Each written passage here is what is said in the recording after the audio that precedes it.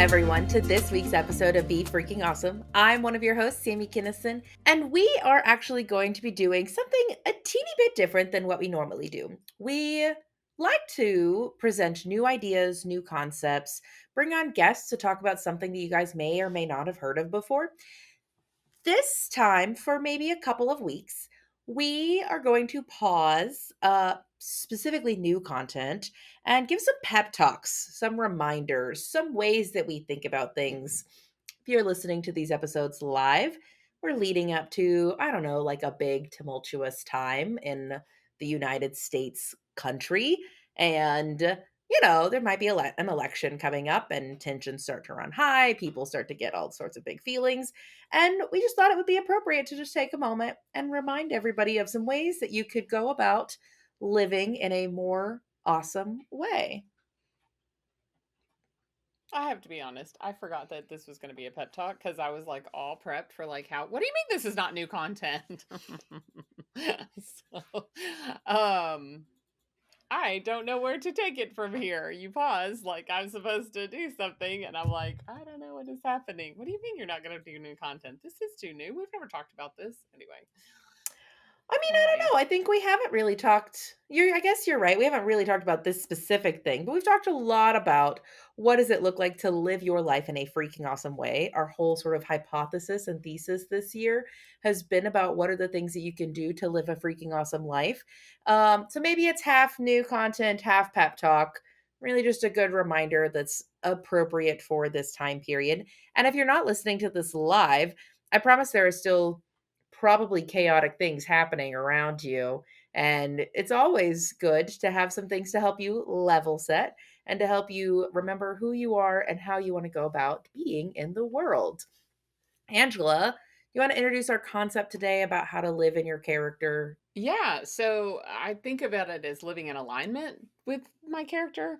And the way this kind of came about was that, over the last several years, I have been um, kind of unearthing, dislodging, clearing the mechanism of some negative beliefs that have frankly drove me for a very long time. They're really what spurred me onto success. And which is kind of an interesting idea to say this negative belief actually was responsible for some of my success. However, it was not responsible for a lot of peace and a lot of joy and a lot of living in alignment with the character that I wanted to be. It often those negative beliefs that drove me so hard were really creating I would say a state of being for me that was out of alignment with my character, in that I want to be someone who loves people well. I want to be someone who cares for people. And what I was being was angry elf a lot.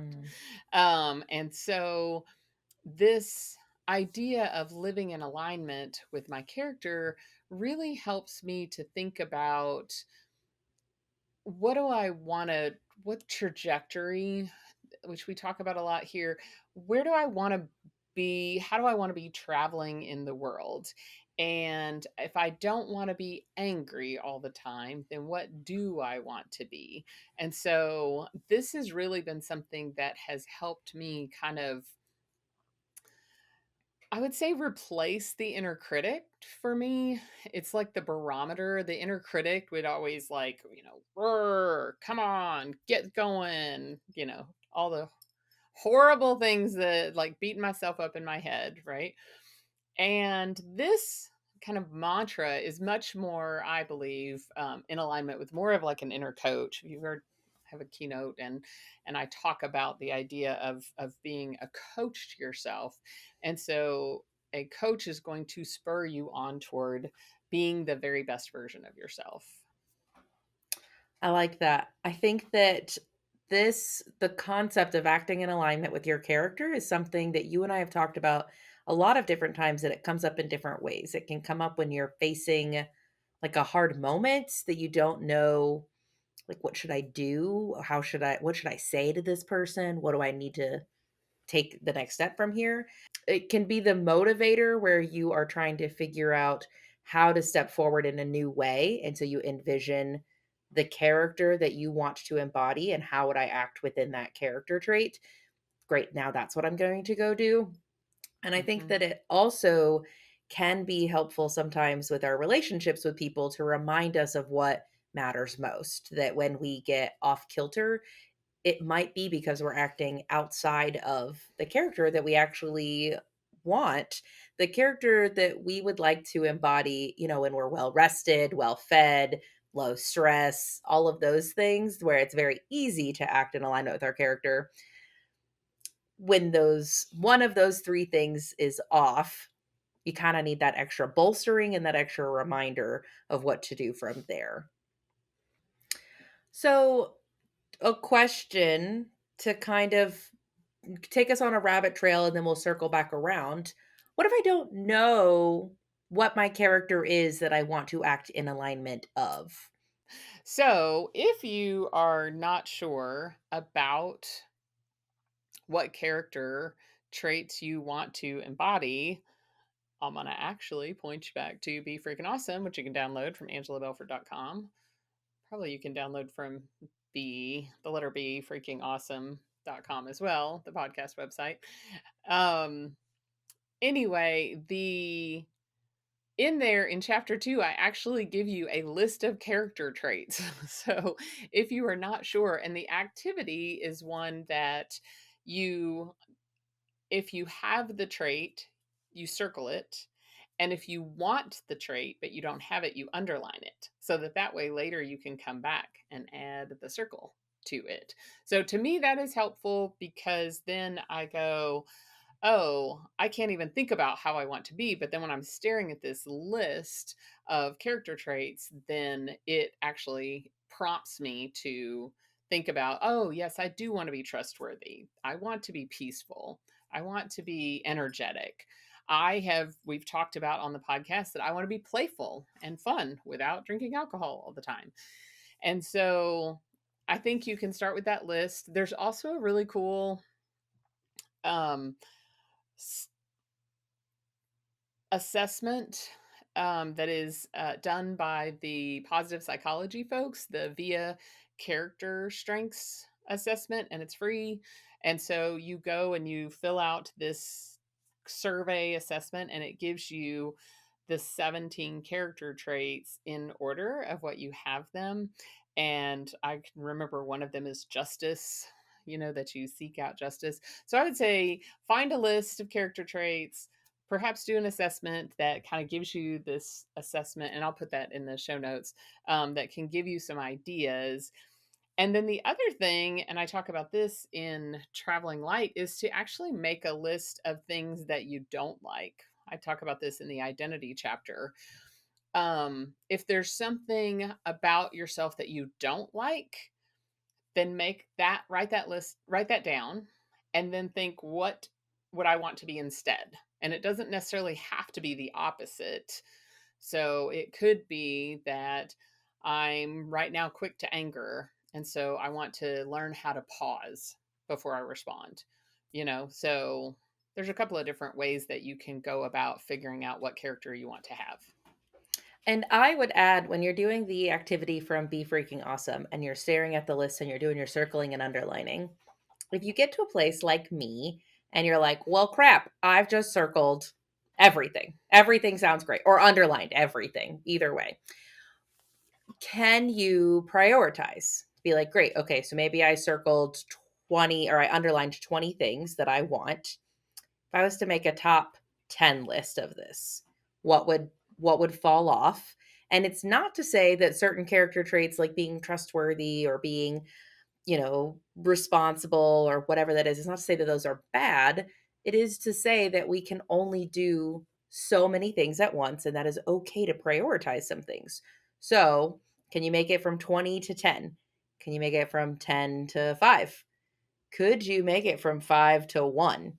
And those are some ways that you can think about what matters most to you and where should you be investing your marbles that you have that day? How should you be building those things because it's kind of hard to build 20 character traits all at the same time, but it's not as hard to think about 5, maybe 7 character traits that I want to be building. Yeah, and the I can't remember if the exercise tells you to limit it, but there are things about it that are create opposites. Like, I didn't care to be calculating. I didn't need to be or careful. Those aren't things that I cared to be. Um, so ironically, some of the character traits they do lend themselves to kind of elimination, Mhm. choosing one or the other. Because I think like there's playful and serious. And so I guess you could make the argument, well, some of the times I do need to be playful and some of the times I do need to be serious. And so from my perspective, it's not necessarily that these are things I want to consciously work on. It really is about beginning to create kind of the imagery of what that would look like so that I mean, yes, it's 100% great idea to develop. I don't have capacity to like focus on developing a character trait. For me, it's more about creating the imagery and trajectory of what I want to be. Like one of my big things is I want to be a woman of my word.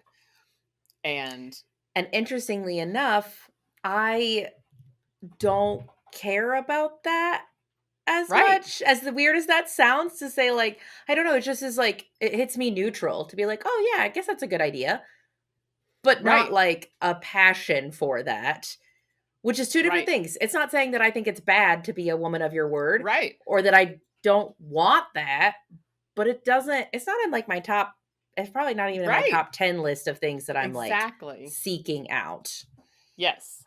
I would say that there's probably different seasons of my life too, where like right now I'm putting a heavy focus on being more playful. And I would say that when when the kids were growing up, I was probably more concerned about like perseverance, right? Or I was a little more concerned about just consistency. And now at this stage of my life, I hate the word consistency. Like I don't want I mean, I need to be. It's more important to me to be a woman of my word than it is to be consistent. And some people could be like, those are the same thing. And I'm like, maybe. Because for me, a woman of my word is actually like when I make a promise, then I'm going to follow through with that. And consistency means I'm going to show up and do the same things a lot. And so I don't have a lot of people in my life that need me to be super consistent for them. But if I tell them I'm going to be there for them, I will be there for them. That is I think, really good example. I know we weren't exactly there yet, but I think it's a really good example of a way that you live in alignment with your character, that being a woman of your word matters, and that there are days when you are tired and days when you're like, ugh, grumpy or I don't want to do it. That, you know what, it matters to me to be a woman of my word. So I'm going to go do this thing anyway. Or occasionally, it is okay to decide I am a woman of my word and I am exhausted and I cannot meet this commitment right now. And I'm going to communicate that with that person. Yep. It does not have to be at all costs to my own Sure. detriment, because even that, like, I am a woman of my word. So I'm going to make sure to communicate Right. when I can't meet this requirement based on these things. It doesn't mean that you have to hold to a rigid system that's unmoving. It Hmm. does give you a way of operating. It's a guide of how to be and how to go about living. It doesn't have to be a standard operating procedures that must be followed or else, but it can Hmm. guide you to move forward in a way that is in alignment with who you want to be and who you want to grow into. I think the first point that you made, where you talked about we don't know how to respond in a hard situation, this is a nice touch point, right? Is to actually be able to pause and ask yourself, what is the best version of me? How would that version want to respond? Another way to think about this is I don't know if you guys have ever done something that you're like, oh, I wish I would have said this different. I wish I would have done that. And the 2 o'clock in the morning or the next day, you're like, oh, I can't believe I actually said that thing. How do you want to feel tomorrow about this situation, right? If you are able to, when something just comes at you, if you're able to pause, which I would say is like the number one coping skill that we really should be probably all participating in, is pause, to give yourself a chance to think that through, and maybe even think about, what is tomorrow you gonna want to be feeling about this situation. Next up, we're talking about motivation.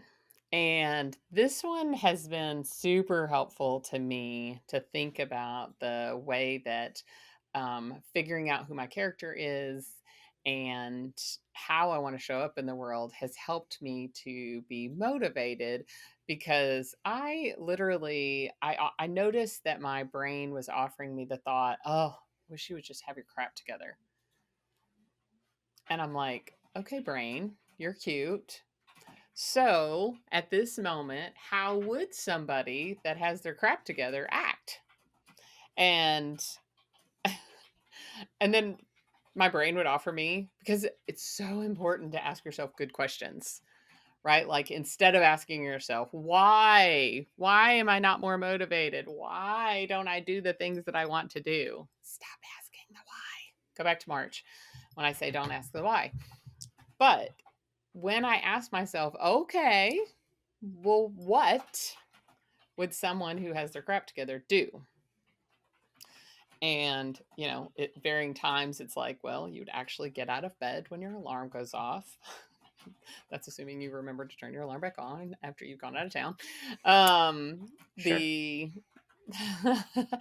that would be, I would return the email that I said I was going to return. That would be, I'm going to deliver the proposal when I said I was going to do it. It would be that, what's funny is that it ended up being a whole lot of, being a woman of my word was a lot of the definition of having my crap together. It also helped me figure out why I don't love email, is because it feels like other people get to make a request of my time, and that I'm somehow a slacker if I don't answer that request. And so, um, I love that. Oh my gosh, I love that. Sorry. I had a conversation with somebody recently that they were asking about. It was some generational conversation. They thought it was ridiculous that people don't want to show up to work 8 to 5 and flexible hours and blah, blah, blah. And they were like, if you're in a good, respectable business, you got to have somebody there from start to finish. You can greet anybody who shows up. And I was like, sure, that works I was like, some businesses, yes, like a retail, a storefront. But like my business, we don't have to have somebody there from 8 to 5. And they were a little bit surprised. They're like, what do you mean? What if a customer comes by? I was like, if a customer stops by my office unannounced, I'm not gonna lie, I'm a little upset about it because I have scheduled out my day. I have allocated my resources in a way that is most advantageous to myself, to my paying clients, to the people who I have made commitments to. And when you show up at my office of my service based business, because I want to clarify, I think it's very different for a product based business or like a retail front, my service based business and said, hi, I demand service right now. The answer is no. The answer is absolutely not. I have already given that time. That time is already paid for by somebody else. Now, they were like, but what if you need to meet with somebody? And I'm like, then I schedule an appointment with them. And then they come to my office at the previously agreed upon time. But if you walk in my door and then think I'm rude or think that I'm not helpful or think whatever things because I'm not able to drop everything to go help you, number one, it's just not true. I'm a helpful person, whether you think I am or not. That feels a little bit entitled of me to say, but we had a client once that wasn't even a full client, had not paid an invoice in 3 years for website hosting, stop by and say, "Hey, I need you to solve my email problems right now." And it was like, "No, I genuinely can't. The person who is the expert on this is not here right now, and you don't pay me money. You've not paid me money." I don't even mean that rudely. If my my high retainer clients showed up, I would be perturbed, but I would be more inclined to stop my work for them. But anyway, I love what you had Ironically, to the people say. that are paying a high retainer, those actually are number one, they have methods to get in touch with us quickly. They Right. have paid for a higher level of service.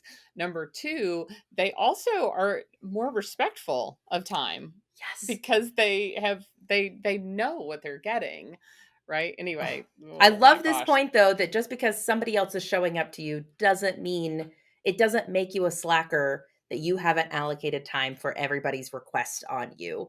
Oh my gosh, we should do a whole episode about that or maybe not. I don't know what it is. I don't know, I but it's love it. very difficult because there are so many people that are like, "Oh, did you get my email?" I just am not the kind of person that will respond to your email within an hour. Like, I mean, it's very unusual.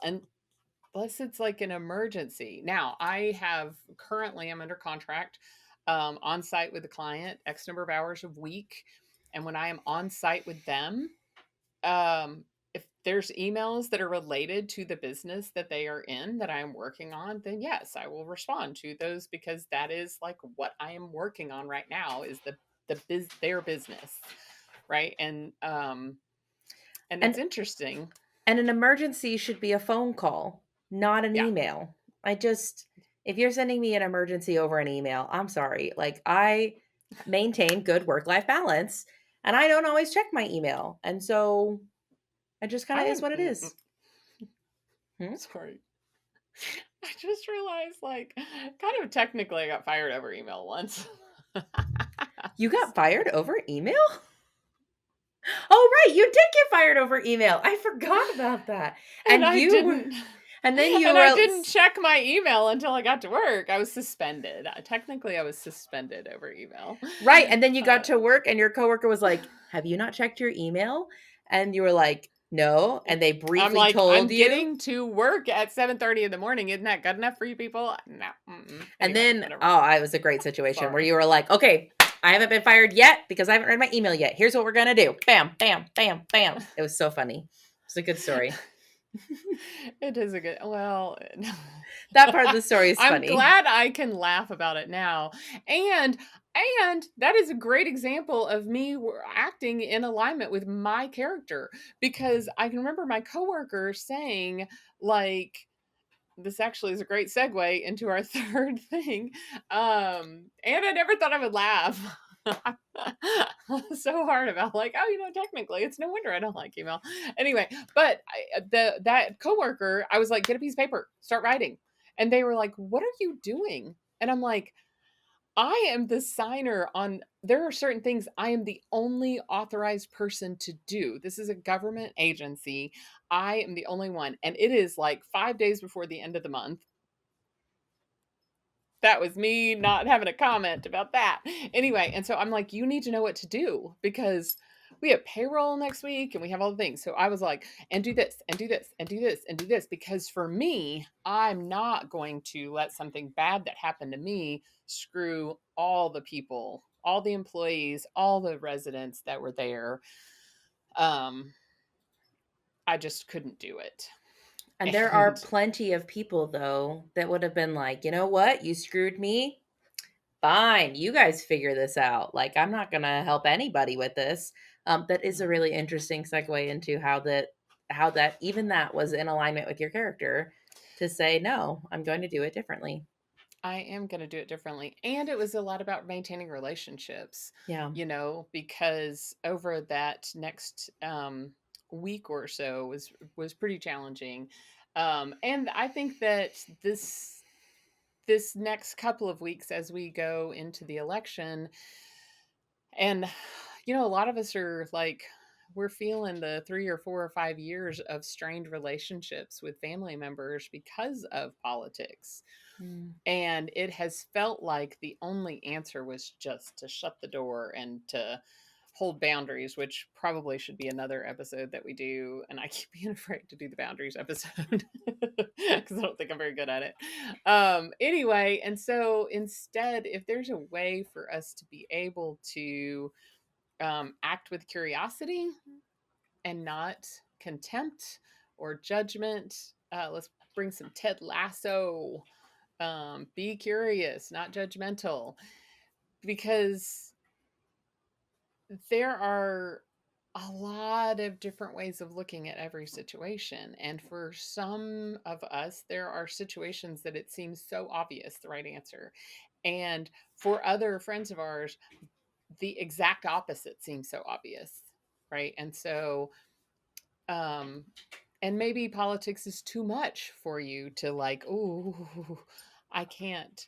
I have some conversations I need to have that I'm terrified to have because I'm afraid I will get triggered and be really upset and then will not act in alignment with my character. That is actually what causes me to avoid hard conversations sometimes, is being afraid that I will not act in alignment with my character.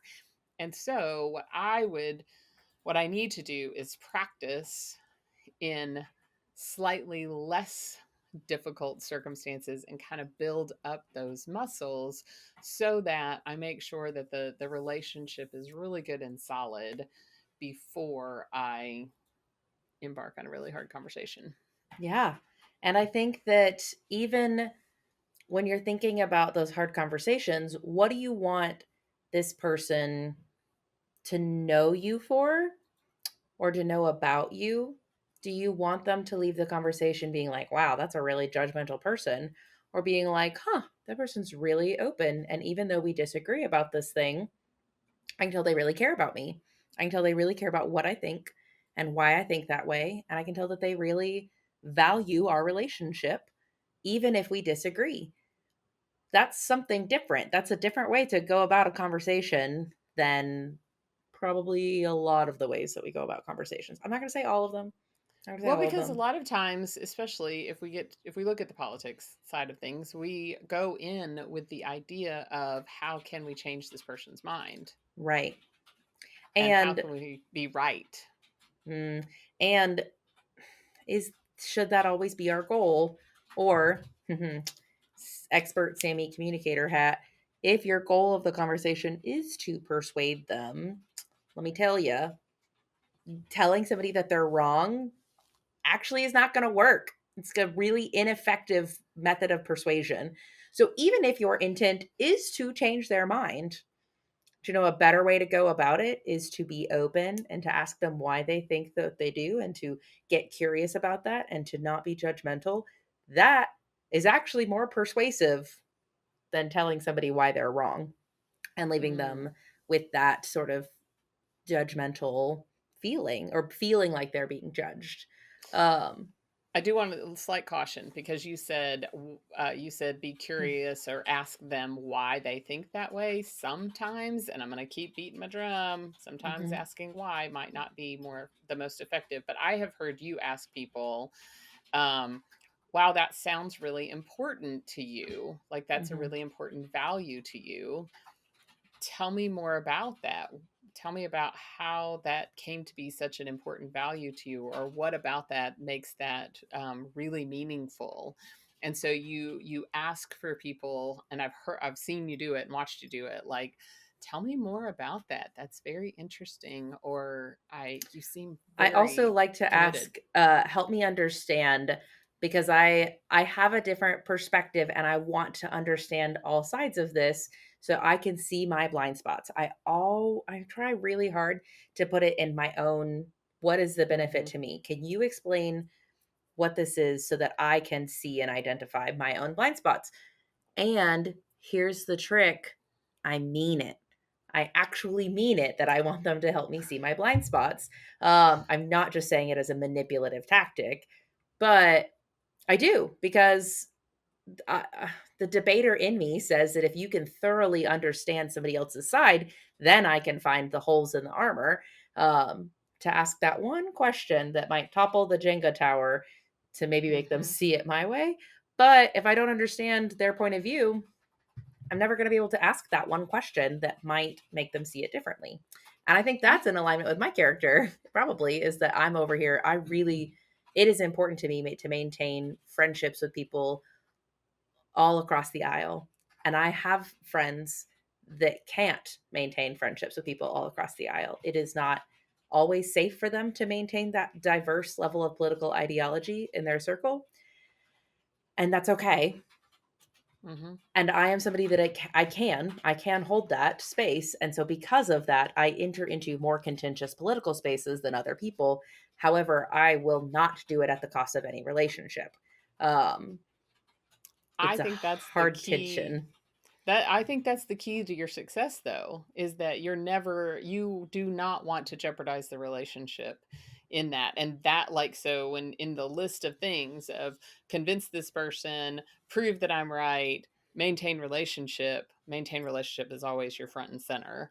And I think that people feel that from Mhm, you, that the person, people over party, people over everything, right? Like that we mhm. want to really love people well. I think that comes through. You also do a great job of asking people the question, the things that they've said that don't seem to add up to you, but you ask it in such a non-threatening way. You'll be like, so what about this situation? How do you reconcile that? Or how do you think about that? Can you talk more about how you came about that? Yeah, I do wanna clarify and add the caveat. I think this is advanced level persuasion, so it's not for beginners out there starting to Mhm. approach these conversations. It's for people who I appreciate the compliment that you say I'm known for I maintain a relationship, and I think because of that, that has given me more space and more leverage that I can ask harder questions than somebody who is just known for yelling at somebody else that they're wrong. Mm, Finding this is like I said before, that when you can really understand that other side of the argument, you can see the holes in the armor, you can see where things don't quite add up. And I like the question. So how do you reconcile these things?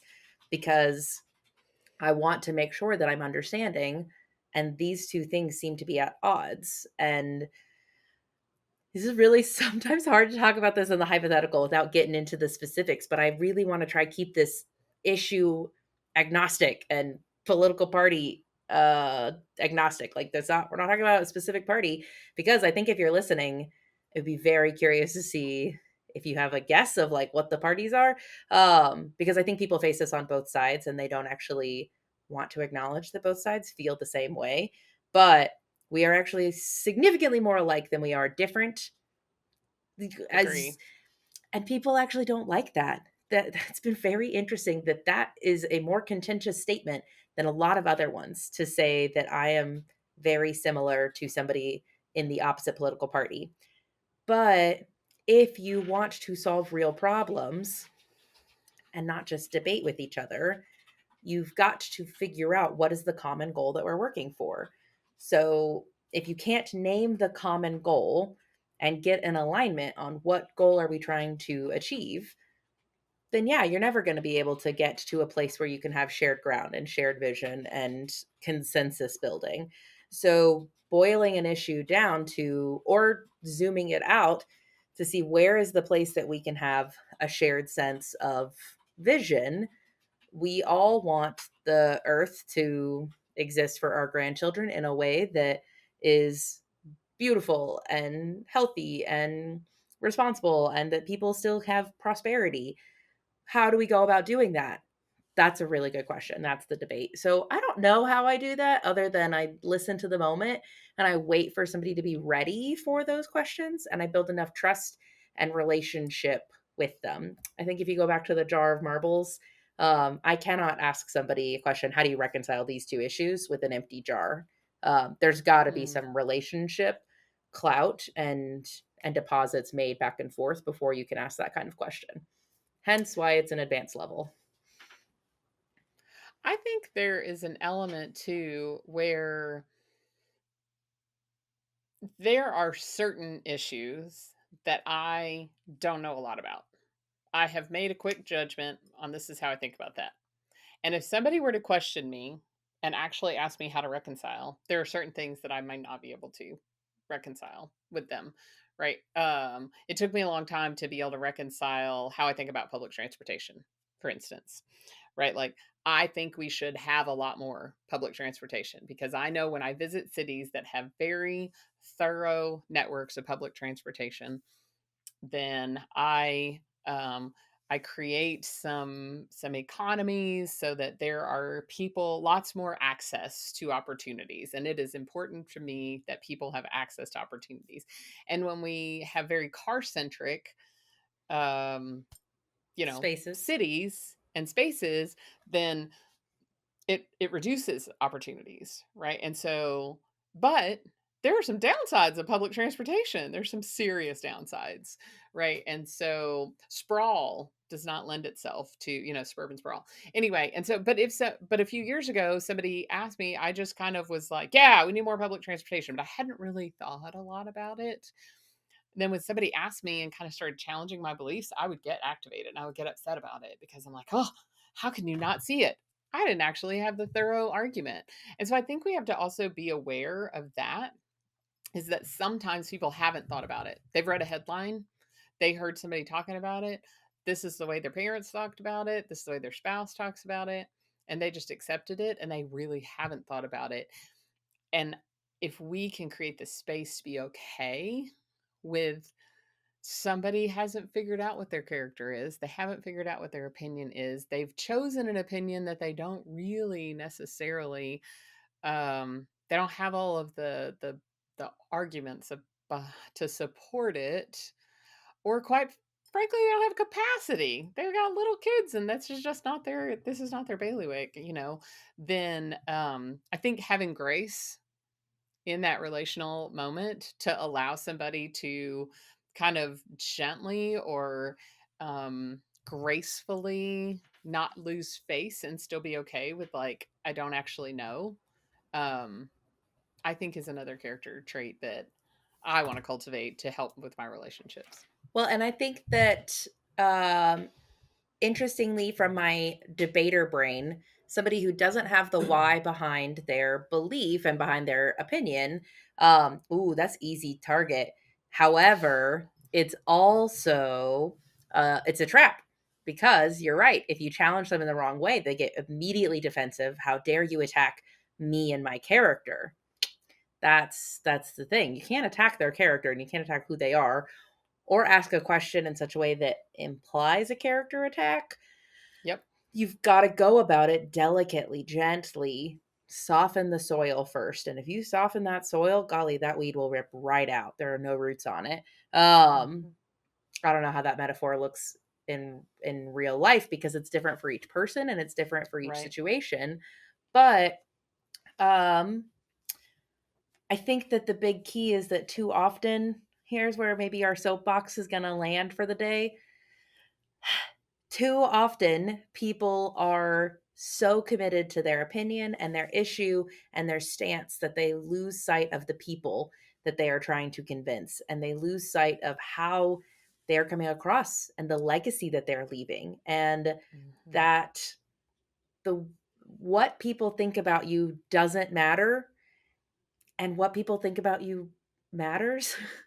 I say both to be true at the same time, because there is an element that, on the one hand, it doesn't matter what other people think about you, and you contribute to how people think about you, which does contribute to your legacy and your influence and your impact and all of those things. And if you just completely don't care what people think at all, you're going to lose opportunity for impact and influence. That doesn't mean that you have to care what every single tiny person's opinion of you is, but if you don't care what anybody thinks about you, you're also going to be missing an opportunity there. So, as Carlos Whitaker would put it, we don't stand on issues, we walk with people. And if you want to change somebody's mind and you want to change their heart, stop standing on them, stop trying to squash people, and start acting more in alignment with a character that you think would be a good legacy for your kids and your grandkids to look back on one day to see how you made a difference. Angela, anything to add to the soapbox?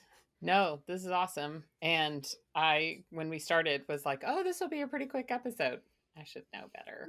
But hopefully, this is a great pep talk for everybody as we roll through the tumultuous next couple of weeks and Or months. whenever it is that you're listening to this, because if I know one thing, it's that there will be another thing.